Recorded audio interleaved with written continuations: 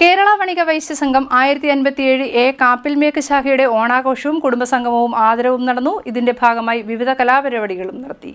വണിക വൈശ്യ സംഘം 1057A കാപ്പിൽമേക്ക് ശാഖയുടെ ഓണാഘോഷവും കുടുംബസംഗമവും ആദരവും മേനാത്തേരിൽ ശ്രീ മന്ദിരത്തിൽ വെച്ച് നടന്നു. കലാപരിപാടികൾ, ഓണസദ്യ, തുടർന്ന് TM സുരേഷ് കുമാർ അവതരിപ്പിച്ച ഗാന ആസ്വാദനവും വിവിധ കലാപരിപാടികളും ഓണാഘോഷത്തോടനുബന്ധിച്ച് നടന്നു. തുടർന്ന് നടന്ന സമാപന സമ്മേളനത്തിൽ ശാഖാ വൈസ് പ്രസിഡന്റ് മോഹനൻ ചെട്ടിയാർ അധ്യക്ഷത വഹിച്ചു. ശാഖാ സെക്രട്ടറി ശിവകുമാർ സ്വാഗതം പറഞ്ഞു. ഒരു പൊന്നോണക്കാലം കൂടി നമ്മളിലേക്ക് എത്തുകയാണ്. നാടെങ്ങും ആഹ്ലാദത്തോടെ ഓണം ആഘോഷിക്കുമ്പോൾ നമ്മളും ഓണാഘോഷത്തിന്റെ കൂടെ കുടുംബസംഗമമായും ആദരവും ഉൾക്കൊള്ളിച്ചുകൊണ്ട് ശാഖ തുടങ്ങിയ കാലം മുതൽ ആഘോഷിക്കുന്നു. ഇപ്പോൾ അതിന്റെ പരിസമാപ്തിയിലേക്ക് എത്തുന്നു. സംഘം പ്രസിഡന്റ് കുട്ടപ്പൻ ചെട്ടിയാർ സമ്മേളനം ഉദ്ഘാടനം നിർവഹിച്ചു.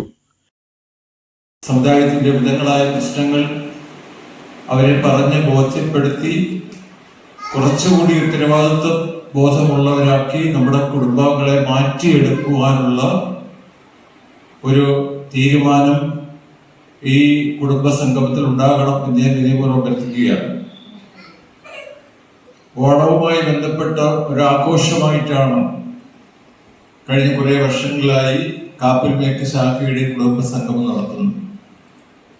കഴിഞ്ഞ വർഷം ഞാൻ കുറെ നേരത്തെ തന്നെ ഈ ശാഖയുടെ കുടുംബസംഗമത്തിൽ പങ്കെടുക്കാൻ എത്തിച്ചേർന്നു.